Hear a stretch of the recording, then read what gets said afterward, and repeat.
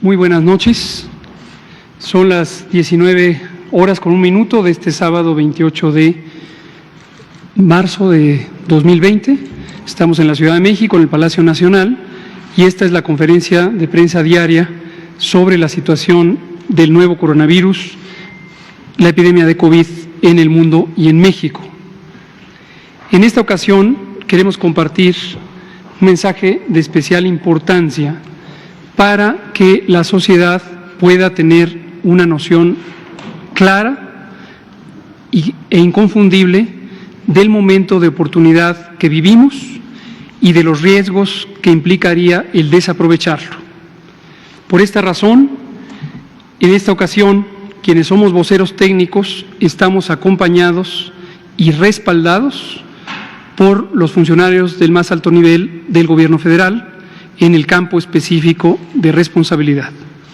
En particular, a mi derecha está el señor secretario de Salud, el doctor Jorge Carlos Alcocer Varela, y a mi lado izquierdo está el canciller, el secretario de Relaciones Exteriores, licenciado Marcelo Ebrard Casaubon. Comentaremos los voceros técnicos, el doctor José Luis Salomía Segarra, director general de Epidemiología, y un servidor, Hugo López-Gatell Ramírez, subsecretario de Prevención y Promoción de la Salud. Asimismo, quisimos que nos acompañara en esta ocasión algunos de los miembros más activos de nuestro grupo técnico-científico de asesoría, con el propósito de dejar también claro cómo estas decisiones, de acuerdo a lo que ha dispuesto el presidente desde el principio, se basan en las recomendaciones técnicas, científicas, que corresponden a las mejores prácticas recomendadas por la Organización Mundial de la Salud. De manera general, presento al grupo técnico-científico como un grupo multidisciplinario que incluye, entre otras capacidades en infectología, epidemiología, virología, medicina crítica, neumología, por mencionar solo algunas de las especialidades científicas que componen la capacidad técnica de este grupo. Destaco también que en el grupo participamos 7 integrantes del Sistema Nacional de Investigadores en niveles 2 y 3, y esto suma, por la experiencia de estos funcionarios y especialistas, 350 años de experiencia en el sector salud. Asimismo, existe el respaldo de más de 1000 artículos científicos publicados en conjunto por la suma de los participantes en este grupo. Y de manera importante, destaco también la presencia en el grupo de 2 premios nacionales de ciencias, el doctor Mauricio Hernández y nuestro secretario de Salud, el doctor Jorge Alcocer Varela. De manera puntual, queremos hacer y nos dirigimos a la sociedad los siguientes posicionamientos técnicos. Número 1, las medidas de prevención y control que ha establecido el Gobierno de la República han sido diseñadas por un grupo de especialistas. Estas medidas han sido correctas, pertinentes y han sido instauradas de manera oportuna.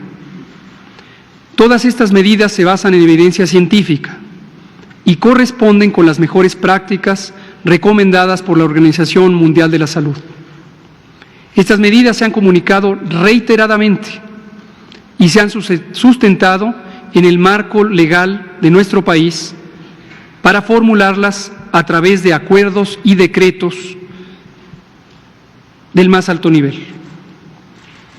No obstante, el llamado que hacemos hoy a la sociedad mexicana es a una reflexión en donde quede muy claro que se requiere reforzar el cumplimiento real de estas medidas. Es una responsabilidad de todos y todas y es nuestra obligación cumplirlas cabalmente y en forma enérgica, sincrónica y consistente. Todos y todas debemos cuidarnos a nosotros mismos y cuidar también a nuestros seres queridos, pero también todas y todos debemos contribuir para que logremos reducir la intensidad de esta epidemia. Por lo tanto, requerimos adoptar todas las medidas instruidas, no solamente aquellas que están encaminadas a la protección personal o de nuestro entorno íntimo. En la medida en que logremos las medidas masivas de inmovilización, de reducción de la actividad laboral, escolar y la concentración de personas en el espacio público, en forma masiva, tendremos un beneficio para todas y todos.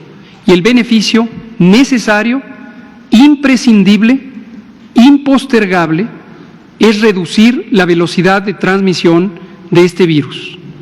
Reitero, esto es impostergable.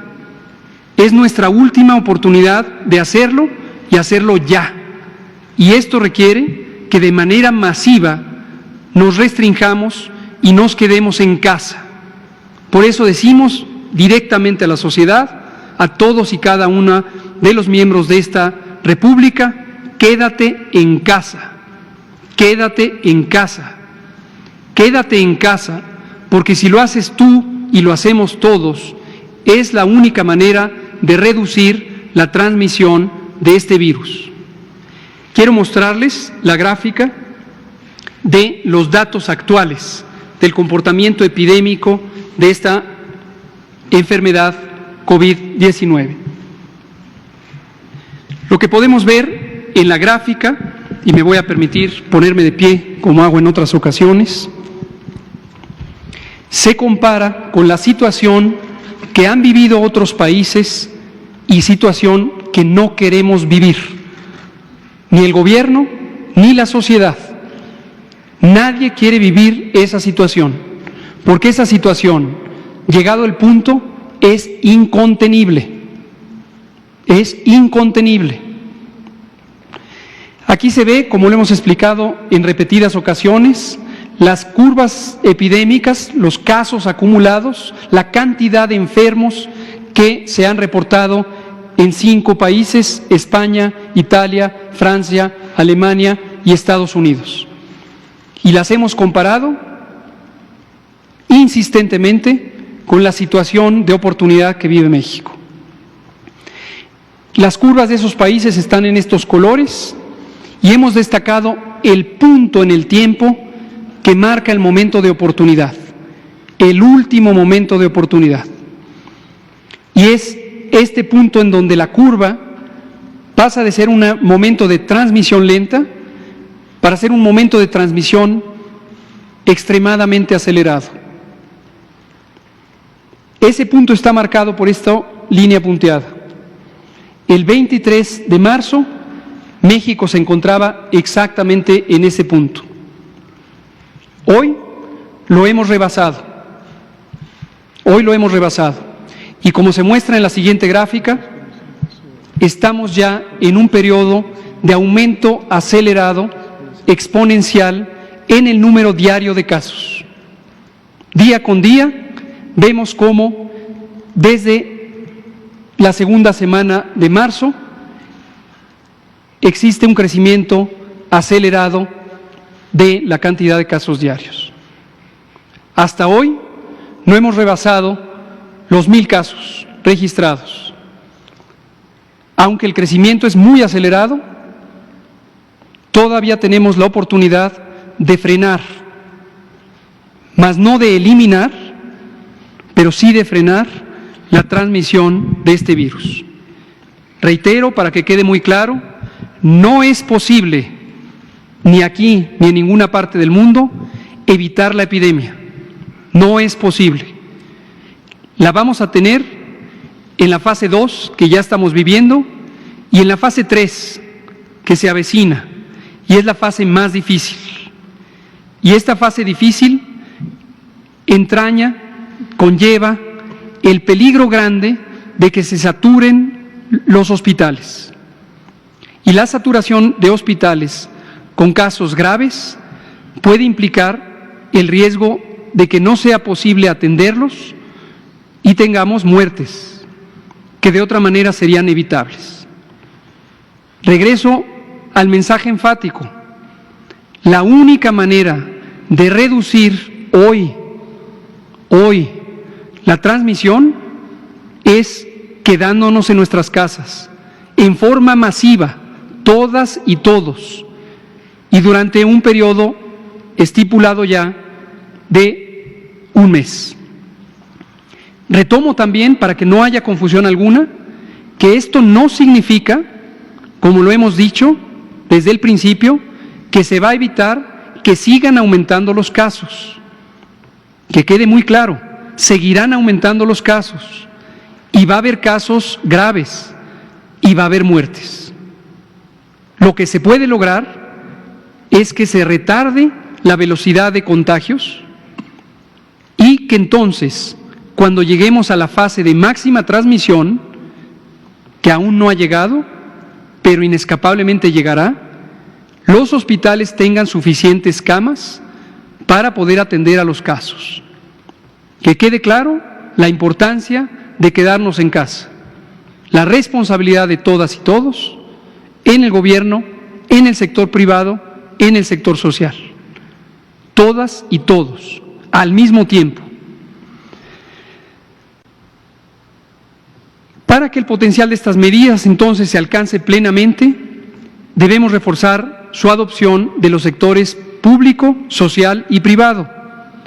El gobierno ya está haciendo su parte al suspender todas las actividades, reservando exclusivamente aquellas que son indispensables para que pueda existir la vida en sociedad.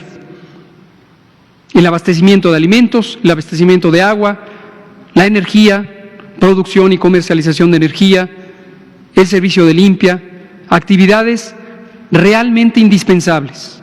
Nadie debe confundirse sobrevalorando la importancia de su actividad o sintiendo que se desprecia lo que hace.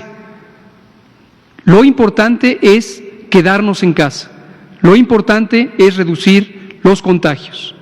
Por ello también es particularmente necesario que el sector privado y el sector social se sumen con mayor fuerza, claridad y determinación a este esfuerzo. Para lograrlo, es necesario reforzar el mensaje a la nación de manera inmediata, clara y contundente. Y este mensaje estará acompañado próximamente de las indicaciones precisas de lo que corresponde a cada quien y de los elementos necesarios para garantizar su cumplimiento. Le voy a pedir al doctor Alomía si nos puede compartir ahora la información técnica sobre el estado que guarda esta epidemia en el mundo y en México. Gracias. Con su permiso, señor secretario, señor subsecretario. Como pueden ver ustedes en las láminas que acostumbramos todos los días en esta conferencia actualizar, la pandemia a nivel mundial continúa su evolución. El 75% de los casos, 3/4 partes de ellos, se han presentado en los últimos 14 días, lo que marca la evolución y la mantención de la transmisión en los diferentes países, sumando ya una totalidad de más de 571,000 casos. La tasa de letalidad mundial, global, se encuentra estable en relación a los últimos días, 4.6%, que es lo que ha venido prácticamente sucediendo. En la siguiente diapositiva podemos ver nuestro panorama nacional en función de la distribución de los casos confirmados en el país. Es importante igual comentarles que este mapa que ustedes ven en la diapositiva lo pueden ustedes ahora encontrar en la página de la Dirección General de Epidemiología, con la ventaja de que en la página se encuentra de manera interactiva, es decir, cada vez que ustedes den un clic sobre alguno de los estados que ahí aparece, podrán encontrar la información en relación a los casos confirmados específicos para ese estado, casos sospechosos, en su momento pendientes de resultado y muy importante, aquellos casos que han sido también descartados. Son 848 casos los que tenemos el día de hoy en la actualización. 4.341 casos se han descartado, eso también ha incrementado, y 2.623 casos se encuentran aún clasificados como sospechosos, por lo que podríamos lógicamente tener todavía más casos para el día de mañana, y lamentablemente se actualiza a 16 defunciones las que han ocurrido hasta el momento en México. Si vemos nuestra gráfica de distribución de los casos confirmados, tenemos ya ahora un nuevo balance entre hombres y mujeres, aunque los hombres todavía siguen siendo un poco más la proporción en los que se ha presentado. La manera como se ha presentado clínicamente entre hospitalizados y ambulatorios prácticamente sigue también similar. 12% tuvieron que ingresar a una unidad de segundo nivel, y en la gráfica inferior izquierda podemos ver de ese 12%, que representan 85 personas que fueron ingresadas a un segundo nivel, felizmente el 67% de ellas están en condición estable o estuvieron en condición estable. Un 28% de ellas sí tuvieron una gravedad y fue la razón y la evolución durante la hospitalización, incluyendo un 5% que se encontraron en una condición crítica, digamos, dado que tuvieron que ser intubados. Vemos que las proporciones de atención por institución se mantienen similar, se han mantenido prácticamente de esa manera durante la última semana, y pueden ver también la distribución en la gráfica de la derecha, la que está en barras, cuál ha sido el grupo de edad que ha estado siendo afectado. Vemos cómo el grupo de jóvenes en edad productiva, adultos jóvenes en edad productiva, son los que hasta el momento tienen, digamos, la mayor carga de enfermedad en relación a casos confirmados, repuntando en su momento en los mayores de 65 años, en donde también vemos cómo hay ese incremento. En el siguiente mapa podemos ver ahora cómo se distribuye, cuáles son las características de las 16 defunciones. Aquí sí vemos una mayor predominancia por los hombres, con un 87%. Vemos cómo la obesidad y la hipertensión siguen siendo las principales comorbilidades y por lo tanto factores de riesgo que han afectado a las personas, seguidas solo por una pequeña fracción por la diabetes, que prácticamente son las tres principales. El tabaquismo y la insuficiencia renal crónica también se han presentado, como ya lo veíamos anteriormente. Tenemos la distribución por estados, ustedes la pueden apreciar y consultar, y también pueden notar que en la distribución por edad, si bien es cierto ha habido defunciones también en adultos jóvenes, la gran mayoría, de hecho casi el 70% de ellas se ha presentado precisamente en adultos mayores, que sabemos que son el grupo principalmente el riesgo de complicarse y fallecer en esta enfermedad. La siguiente gráfica nos vuelve a actualizar la cantidad de casos que en su momento ya no tienen un nexo epidemiológico a la importación, es decir, que se consideran ya como transmisión en la comunidad, y vemos cómo esta cantidad de casos día con día sigue incrementándose, y así lo vamos a ver en la medida que nos vayamos adelantando o avanzando en este escenario 2 y transitando hacia un escenario 3, en donde sabemos, y lo habíamos dicho desde un inicio, en relación a los escenarios, los brotes comunitarios, es decir, la transmisión en la comunidad, es la que empieza a tomar ya la relevancia en relación a los casos importados que dejan de serlo, y entonces en fase 3 empieza en su momento la elevación de la transmisión. Es el panorama para eso. Muchas gracias, doctora Lomía. Antes de pasar a la sección de preguntas y respuestas, me vuelvo a parar. Quisiera despedir a nuestro grupo técnico presentándolos en lo individual y pidiéndoles, si son tan amables, de pasar a continuar las labores, dado que esto no para y está reunido todo el grupo del Comando Operativo. Está la doctora Ana de la Garza, a quien ya conocen, es directora de investigación operativa epidemiológica. El doctor Cristian Zaragoza, epidemiólogo también, la doctora además es doctora en salud pública. El doctor Cristian Zaragoza, quien es especialista médico, especialista en epidemiología, director de información epidemiológica. El doctor Rui López Ridaura, director general del Centro Nacional de Programas Preventivos y Control de Enfermedades, quien es doctor en epidemiología, investigador nacional del Sistema Nacional de Investigadores nivel 2. Recuerden el teniente Víctor Gómez Bocanegra, quien es jefe de epidemiología de la Secretaría de Marina. La doctora Concepción Grajales Muñiz, quien es la coordinadora de vigilancia epidemiológica del Instituto Mexicano de Seguro Social, también médica especialista en epidemiología. El doctor Víctor Hugo Borja Burto, quien es investigador nacional nivel 3, es epidemiólogo, doctor en epidemiología y es el director de prestaciones médicas del Instituto Mexicano del Seguro Social.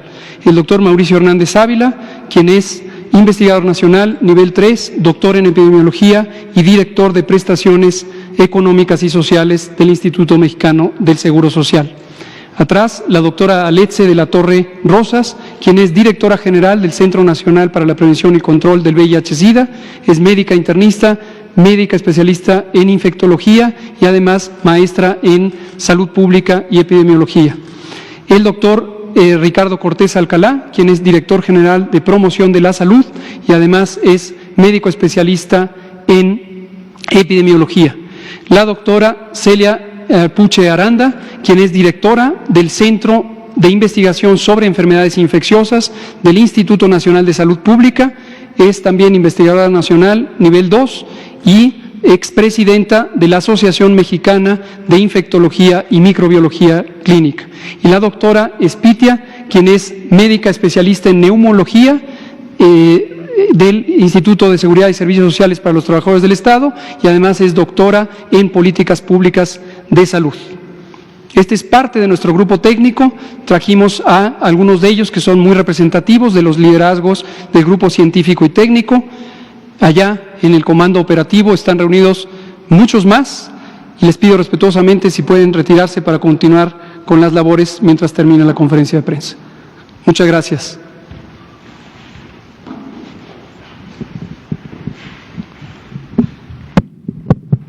Ahora sí, abrimos a preguntas y respuestas. Tratemos de ser concretos y ordenados, por favor.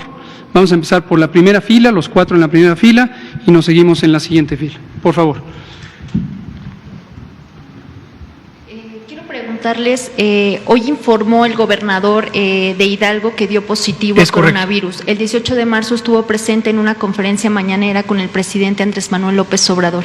¿El presidente se va a hacer una prueba de coronavirus o va a tomar algunas medidas como de aislamiento o de prevención?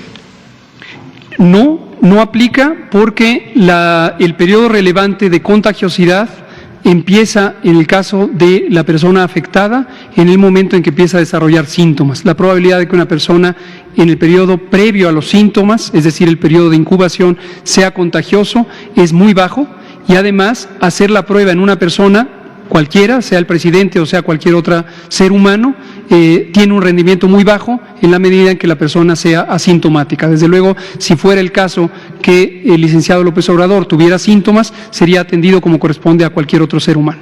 Pero esto pasó la semana pasada, o sea, dentro de 14 días que a veces se recomiendan. De todas formas, no es necesario. Insisto, las pruebas se hacen para verificar el estado de una persona enferma, hacerlas simplemente como una medida de precaución, no tiene una indicación médica. ¿Y si desarrollara síntomas? Se procederá conforme a la ciencia médica. Gracias. Por favor, el compañero de aquí. Gracias, Poncho Gutiérrez de SDP Noticias y Multimedios. Nada más para aterrizar las cifras, porque noticieros han manejado que 7 de cada 10 mexicanos se van a enfermar y si hacemos las cuentas hablamos de millones de muertes. ¿Nos podría dar un estimado de cuántos fallecimientos habrá? ¿Decenas, miles o millones? Digo, para tranquilizar a la gente, por favor. Con mucho gusto. Lo hemos explicado que con base en distintos ejercicios técnicos, científicos de modelación matemática, algunos los hemos hecho nosotros como gobierno, varios otros los han hecho entidades académicas y lo muy interesante y reconfortante es que estas estimaciones son coincidentes. Esto no es tranquilizador en el sentido de que nos pinta un panorama importante de atender y por eso reiteramos en este momento, no podemos perder la última oportunidad que tenemos y para no perderla, la única manera para no perderla es quedarnos en casa. Todo mundo se tiene que quedar en casa a menos que cumpla una actividad crítica para el sustento de la vida pública. No, por importante que le parezca su actividad, solamente aquellas que son críticas para la vida pública, para el sustento del país. Respecto a la cantidad de casos, se ha dicho muchas veces, lo hemos dicho nosotros, lo han dicho en otros países, por ejemplo la canciller alemana Angela Merkel, tenemos que distinguir claramente la diferencia entre infección y enfermedad. Infección lo más probable es que la enorme mayoría de los países de todo el mundo terminen infectados. Pero eso no quiere decir enfermedad. Eso debe quedar muy claro. Infección no quiere decir enfermedad. Entonces, la proporción de personas en todos los países que finalmente puede llegar a estar infectada es cercana al 70 u 80%. Pero en cifras aterrizadas. Esto quiere decir que la mayoría de las mexicanas y los mexicanos vamos en algún momento a lo largo de esta epidemia, y esta epidemia puede ser larga, como lo hemos dicho, larga, podemos llegar a estar infectados.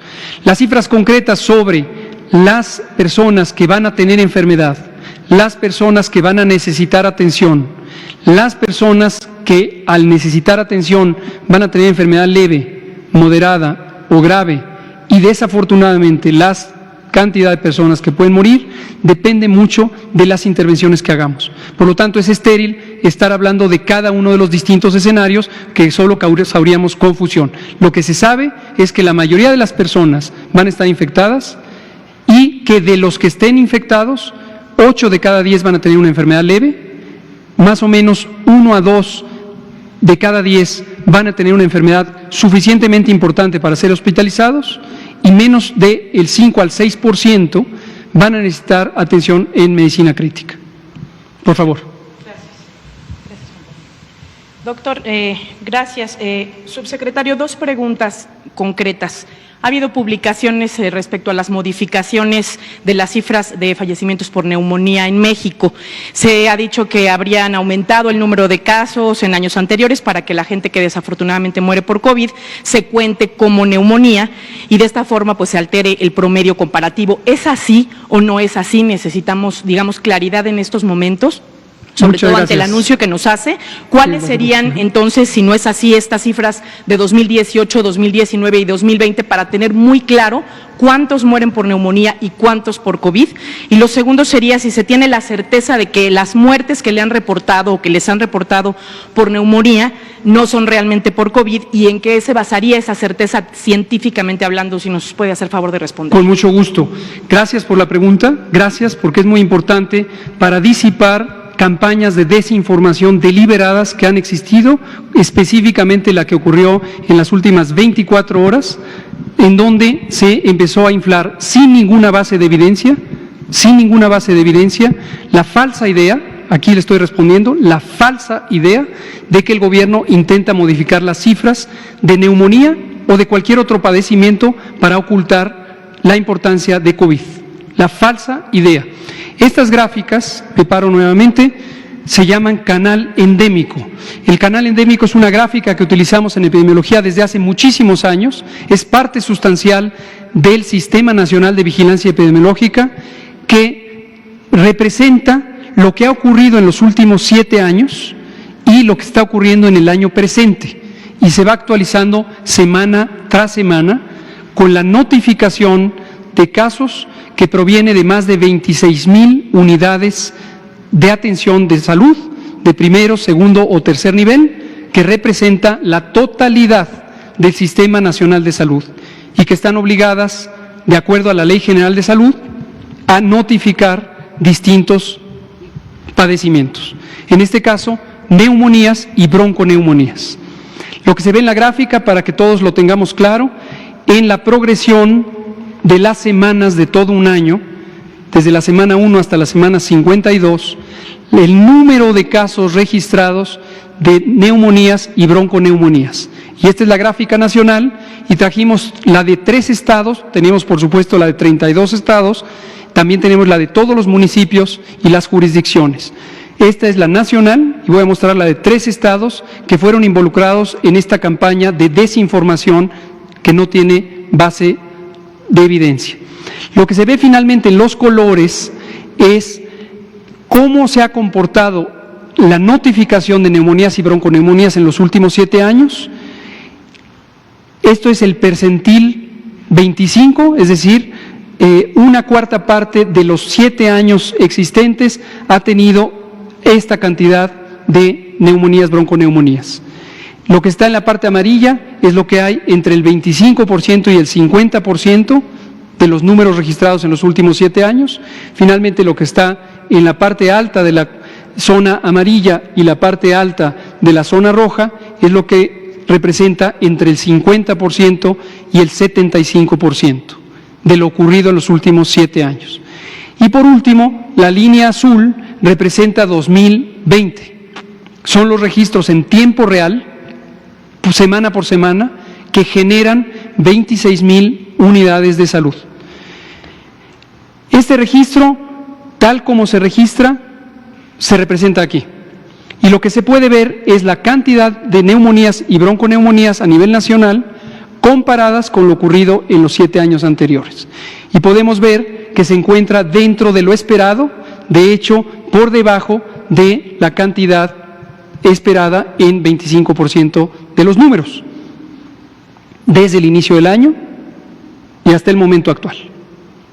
En las siguientes 3 es el mismo tipo de gráfica, pero representa 3 estados de la República, Jalisco, y podemos ver que al inicio del año hubo un incremento, estamos hablando de la semana 4, esto es al final de enero, y hay un pequeño incremento en el número de casos de neumonía que posteriormente tiene este comportamiento. En la siguiente es el caso de Nuevo León, donde tenemos este mismo comportamiento, alrededor del 25 al 50% de lo que ha ocurrido en los últimos años. Y en la última, el Estado de México, en donde tenemos esta existencia de casos que después fue descendiendo. Cierro diciendo, lo que ocurrió al inicio del año todavía representa el comportamiento de la temporada de influenza. La influenza ocurre todos los años entre octubre y marzo. Y entre octubre y marzo, la influenza es una de las enfermedades, posiblemente la principal causante de neumonías, bronconeumonías, tanto en casos como en defunciones. Discúlpeme nada más la insistencia. Entonces, ¿tienen la certeza de lo que les reportan como neumonía es fallecimiento por neumonía y lo que es COVID o fallecimiento por COVID es así? COVID es una enfermedad que tiene 3 presentaciones. Leve, que no tiene neumonía; moderada, que pudiera tener neumonía o ser una inflamación del árbol bronquial; y grave, donde clásicamente hay daño pulmonar agudo y neumonía.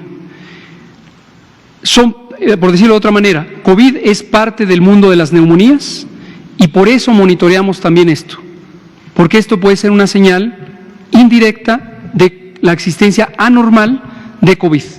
A lo largo del año y a lo largo de las semanas vamos a estar compartiendo estas curvas, ya que hoy se las presentamos, porque son uno de los 7 componentes de la vigilancia integrada de la epidemia de COVID.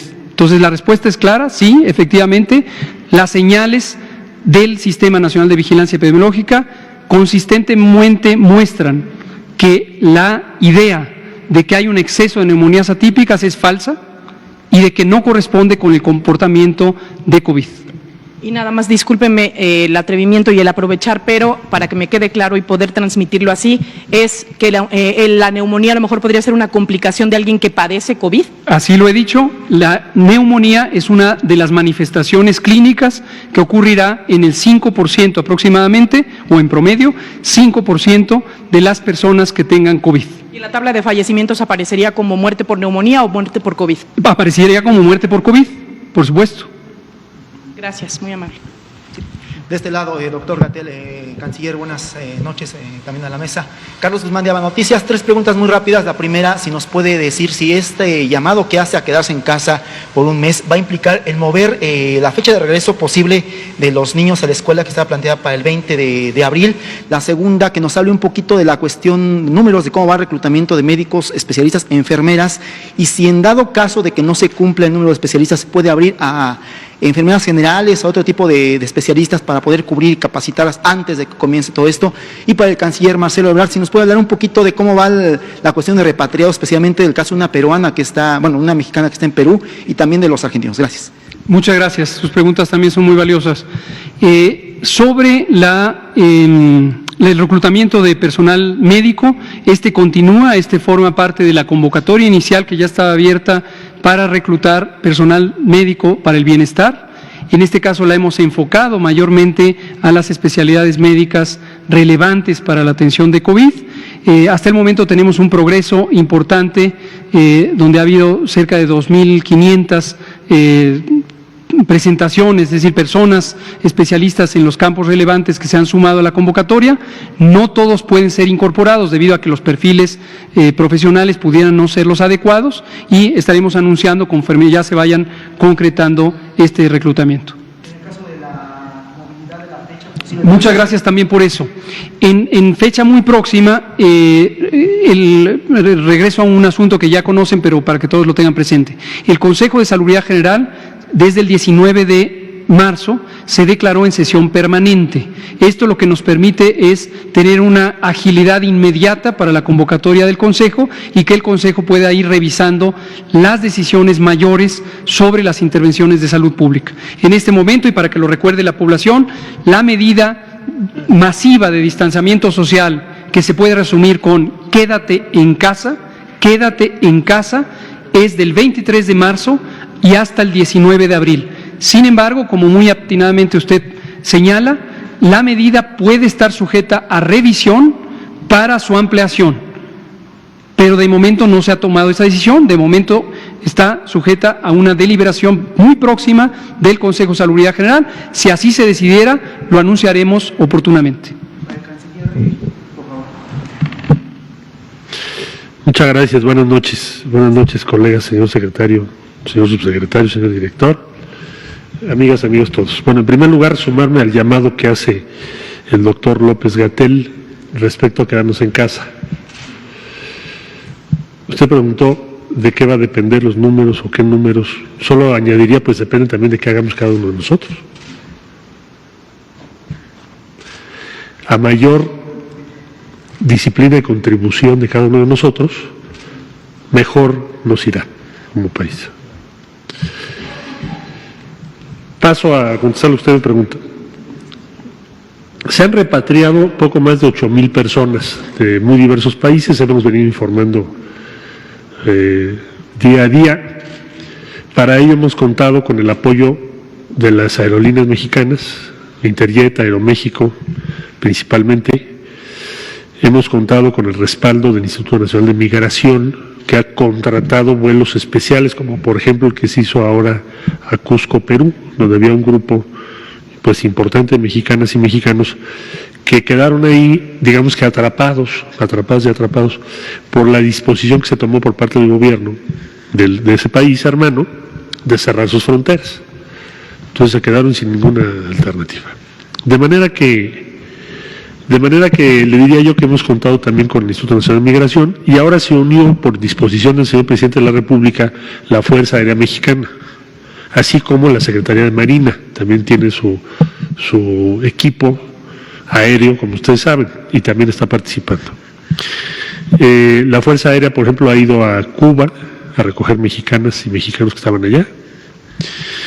Se hizo otra operación conjunta para el caso de las y los mexicanos en Argentina, y ahora va a haber un vuelo muy especial que ordenó el Presidente de la República, que tiene que ver con la señora Etel Trujillo, que es la que usted menciona, originaria de Yucatán, que era formó parte del grupo de turistas al que me refiero, que estaban en Cusco, Perú. Hay que tomar en cuenta que el turismo entre México y Perú ha crecido muchísimo. Son cientos de miles de turistas de ambos países que cada año están visitando por los atractivos arqueológicos y culturales. Bueno, el caso es que este grupo que estaba de turistas en Cusco, pudimos evacuar a todas y a todos, salvo a la señora por una razón, porque su marido falleció desgraciadamente con el virus que ahora nos ha provocado una pandemia, y ella no podía abandonar Cusco porque su marido falleció allá, enfermo de coronavirus. Resulta que la señora resultó positiva a la prueba que se le hizo. Entonces vamos a tener que hacer una operación que tiene sus complejidades sanitarias. Por eso pedimos la intervención de la Fuerza Aérea y el generoso apoyo de la Secretaría de Salud para ir allá Además hay que trasladarla del punto en el que está, que es Cusco, que ahí no podemos llegar en el avión. Tenemos que ir a otro punto que probablemente va a ser Arequipa, para recogerla, acompañarla y tenerla en México, que fue la instrucción que nos dio el presidente, a más tardar el día lunes o el martes en la mañana, por razón de la enfermedad que tiene. No está grave, pero está sola, su marido falleció, ha sido una tragedia impresionante en términos humanos. Y por esa razón va a ir por ella ese avión, con apoyo de la Secretaría de Salud y de las autoridades, a quienes les agradecemos su respaldo, del gobierno del pueblo hermano de Perú, que nos han ayudado mucho para esto. Entonces, eso es lo que va a suceder, y el lunes por la noche, martes en la mañana, debe estar aquí doña Estel para que la podamos atender, y si es su deseo trasladarse al estado de Yucatán. El gobernador ha estado muy pendiente de este hecho, de todo lo acaecido con este grupo que proviene de Yucatán, que por fortuna ya en su inmensa mayoría está en México. Esa es la situación. A usted. Vamos a la segunda fila. Laura Poy, usted, Araceli. Gracias, muy buenas noches a todos. Laura Poy de La Jornada. Doctor López-Gatell, este llamado tan concreto y urgente que usted acaba de hacer a la sociedad mexicana, a mí me gustaría saber concretamente por qué vuelve a reiterar con tanta claridad y con tanta fuerza ese llamado. O no estamos acatando, o ve usted, ¿qué ve? ¿Qué es lo que usted ve para hacernos este llamado tan urgente? Nos dice que estamos prácticamente en el último momento de oportunidad. Doctor, si no lo tomamos, ¿qué va a pasar? Eso quisiera que nos diera el escenario. Y también preguntar, no sé si es al secretario Marcelo Ebrard, si nos pudiera decir, no sé si usted está interviniendo también en el proceso de búsqueda de insumos en el extranjero para poder garantizar que todos los hospitales en el país puedan tener los insumos para atender los futuros casos. Y por último, estamos teniendo decesos. ¿Cuál es el protocolo para los casos de fallecimiento por COVID? ¿Va a haber funeral? No lo va a haber. Por favor, si nos puede decir qué tratamiento se le da. Gracias. Con mucho gusto. Muchas gracias, Laura. Sus preguntas son extremadamente importantes. Voy a empezar por la tercera. Dejaré desde luego la segunda al canciller y contestaré con cierta vehemencia la primera. En la tercera, sobre los fallecimientos y en general sobre las medidas de bioseguridad. Bioseguridad es aquellas prácticas, acciones, protocolos, cuidados que deben guardar las personas que están en contacto con los casos, con el material biológico de los casos, las secreciones, y desde luego en los casos más extremos de esta enfermedad, con los cadáveres. Quiero dejar en claro que la guía de bioseguridad, la guía de control de infecciones que publicamos, el gobierno la publicó en la primera semana de febrero, contempla las características de las acciones y el equipo de protección necesario para esto.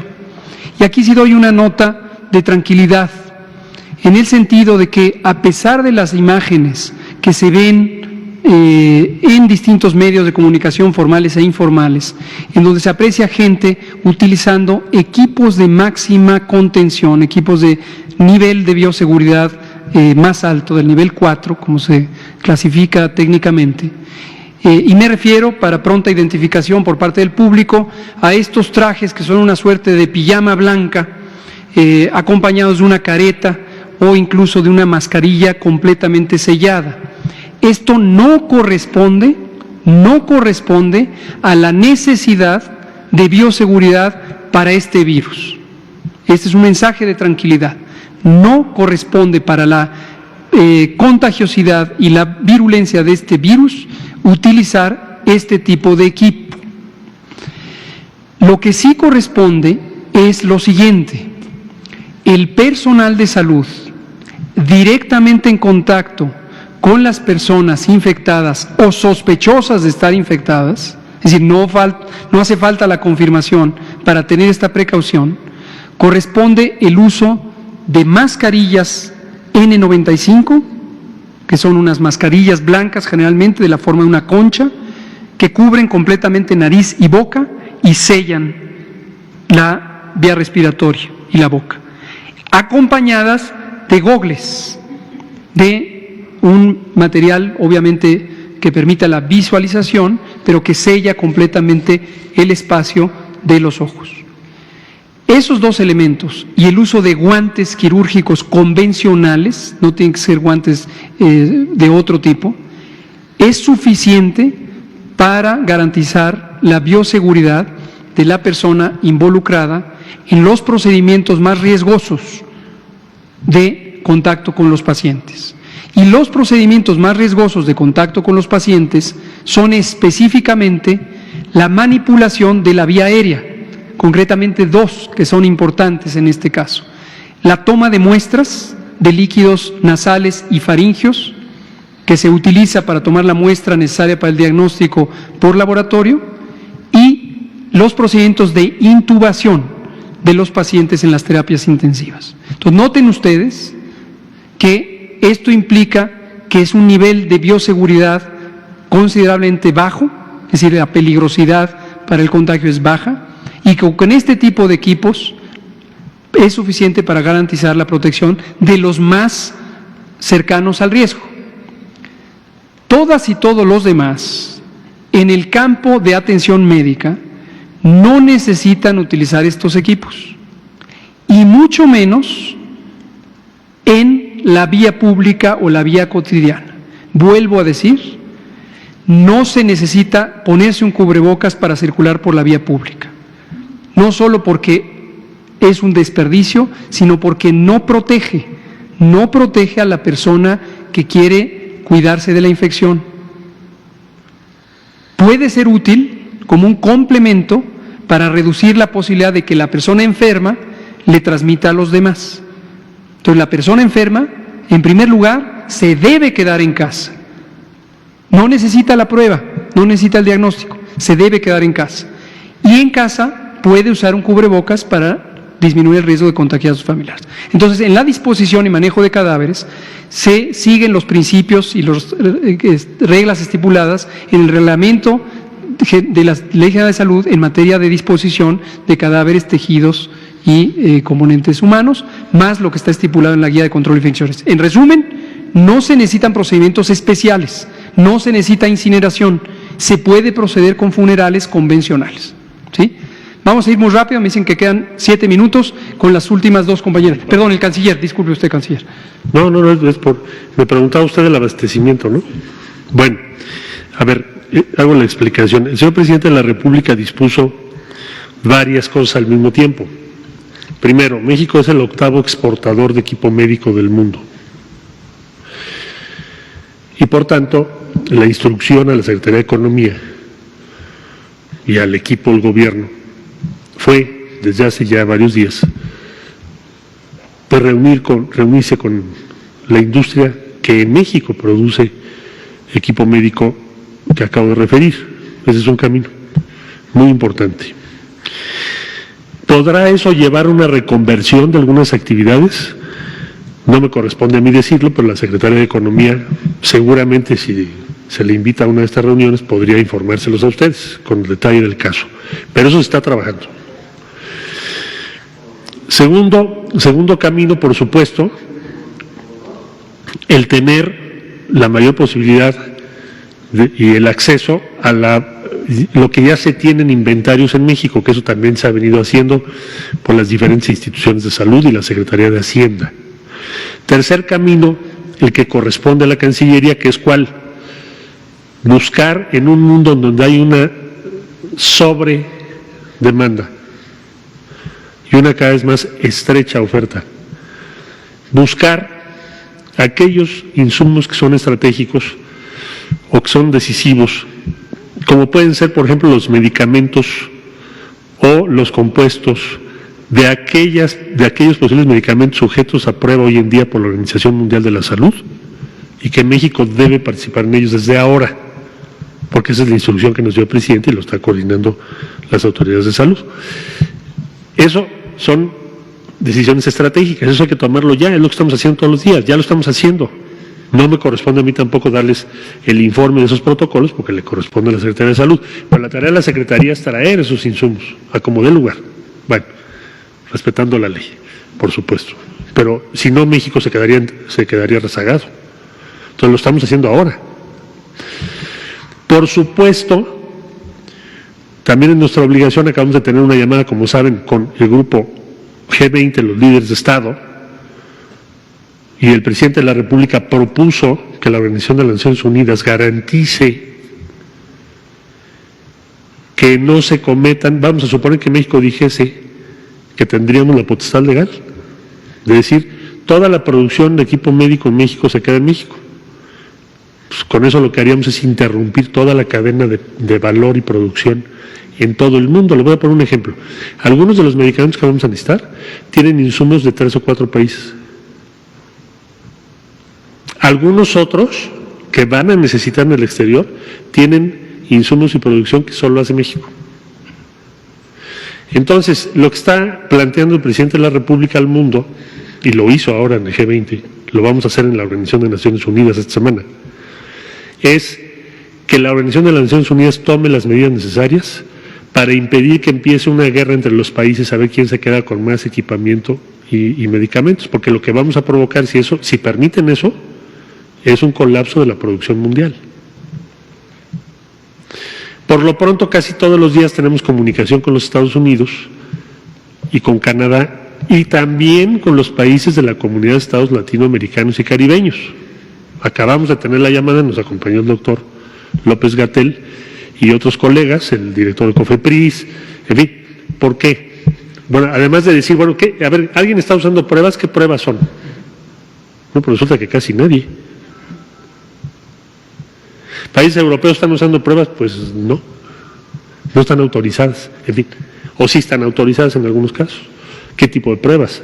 Toda esa parte, más medicamentos, cómo estamos en suministro y qué podemos hacer entre todos para que nos vaya mejor como humanidad. Pues es lo que planteó el presidente. Por cierto, fue el único que lo dijo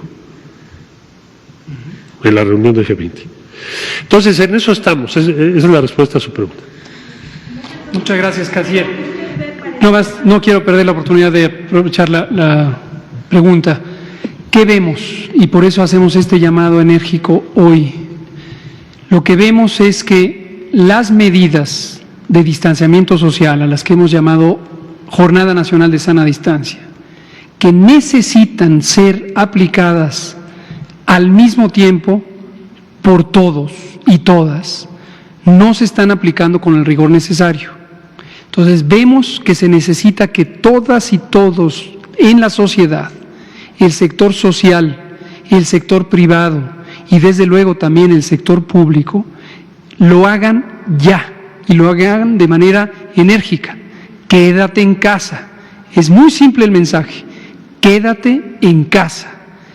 Y si no te quedas en casa, tú y tú y tú y tú y tú y tú y todos nosotros, lo que va a resultar es que en las próximas semanas vamos a tener demasiados casos para poder atender a todas y todos.